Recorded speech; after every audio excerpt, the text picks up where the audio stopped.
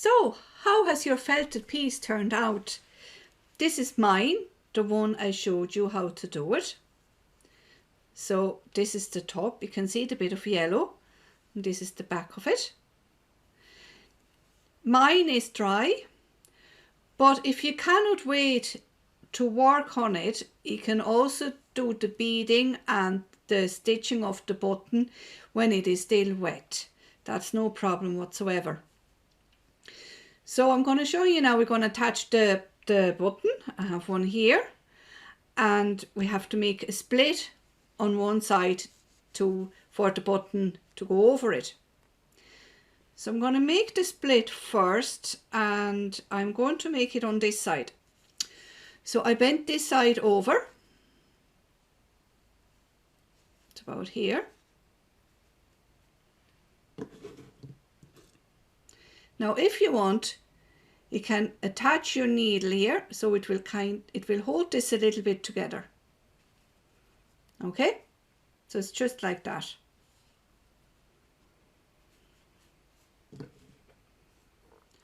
So I'm going to make in the middle a really small incision, and if you have a really sharp scissor, that helps. So I can open this. Now I have a split there. Now let me see, will this button already go through it?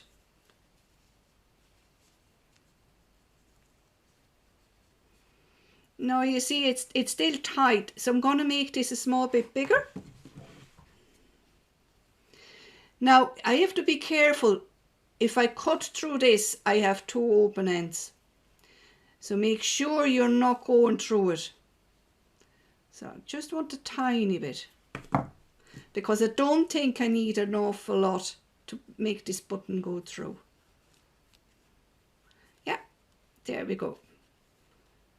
So this is this side done, and now I'm going to stitch the button on to the other side. So for this, I'm taking a double thread. This is a normal polyester thread. You can buy them in any shop that sells fabrics. So I take it double, don't want it too long.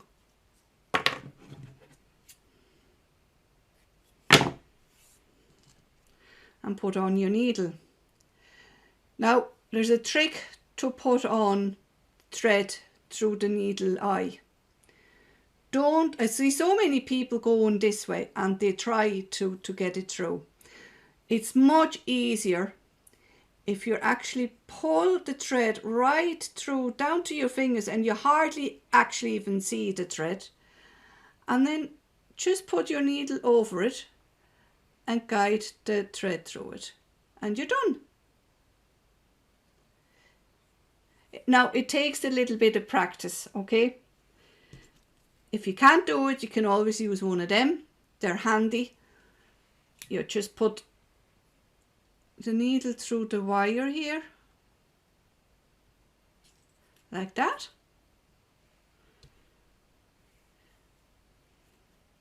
Then your thread goes through it,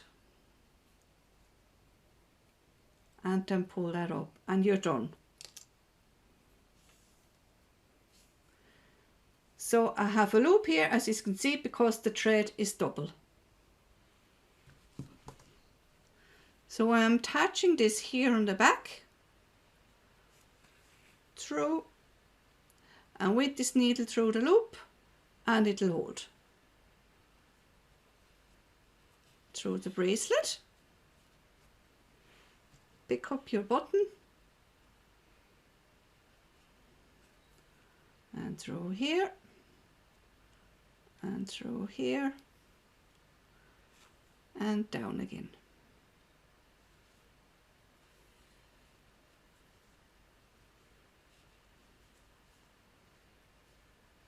So I'm continuing doing this a couple of times to make sure the button won't fall off if I start wearing this bracelet.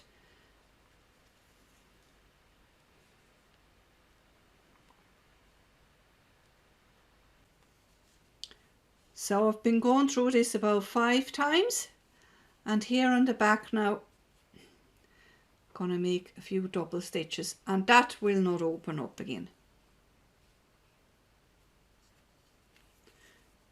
Should your button become loose, just re-stitch it, because over time the thread might wear off.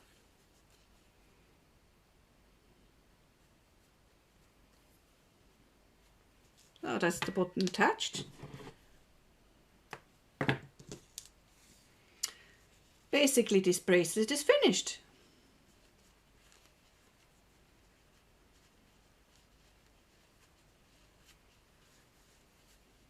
Now, all done. But I want to decorate this now with a few beads.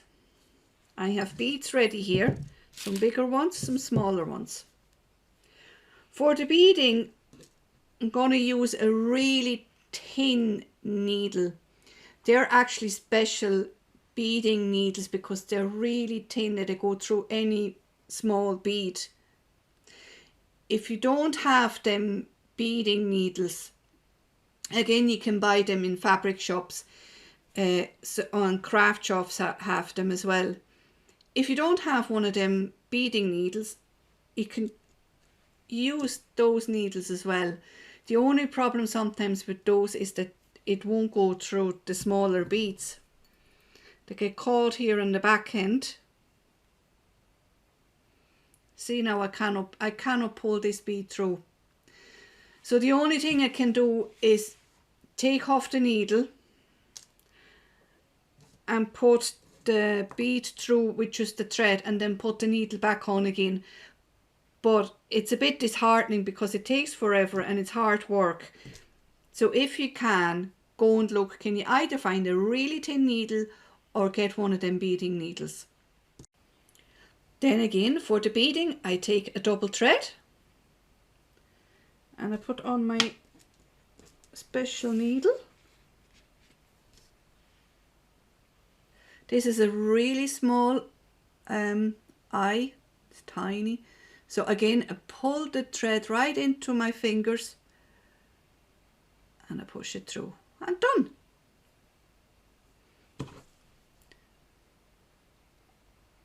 Grab a bit of felt and just go through the loop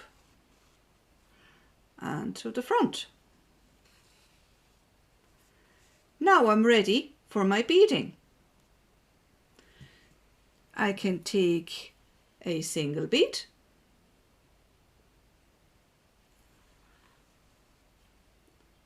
and go straight back through and attach it. The nice thing about felt is, because it's so thick, I can now easily just go through the middle of the felting like that, so you don't see it at the front and you don't see it at the back. And out and go to the front again for your next bead. So there's nothing visible here and there's nothing visible here. See, you can't see the thread going running through the felt. Now is my next bead, and I'm gonna make this a little bit more different. So I'm gonna use a bigger bead and another one on top.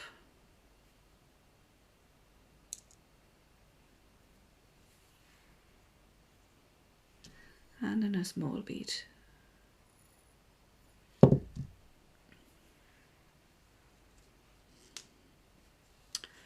If I'm making a tower like this,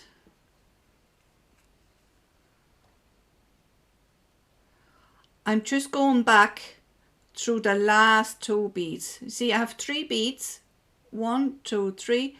It's the last 2 I'm going back out again.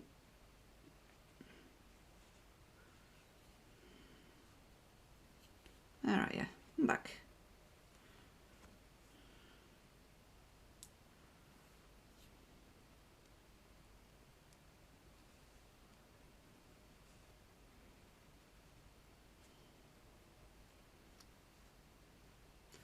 See, I'm going back through those 2, and this one is down here. and through it. I hope I'm not making a knot. Now that's attached. Zoom out the back and I have a little tower. That'll hold. I'm going to show you another one.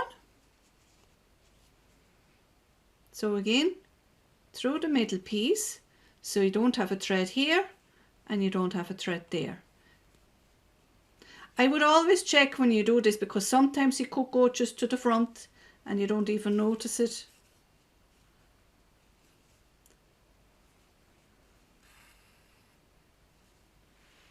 I'm going to make another one. I take this one.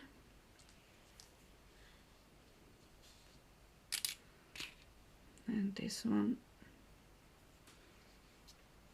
As you can see, I like it colourful. And this one. The small bead on the top is actually important, because I don't want to just go like this, because that way that will just pull the whole lot down. You see that?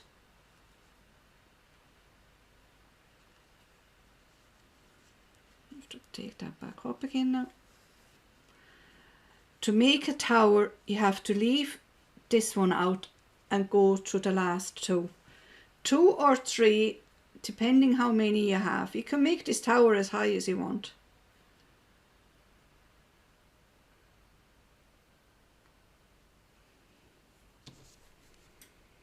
So the first one I leave out and I just go back through the toe here and back out the back.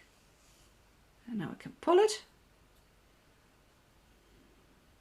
See? And they're standing up.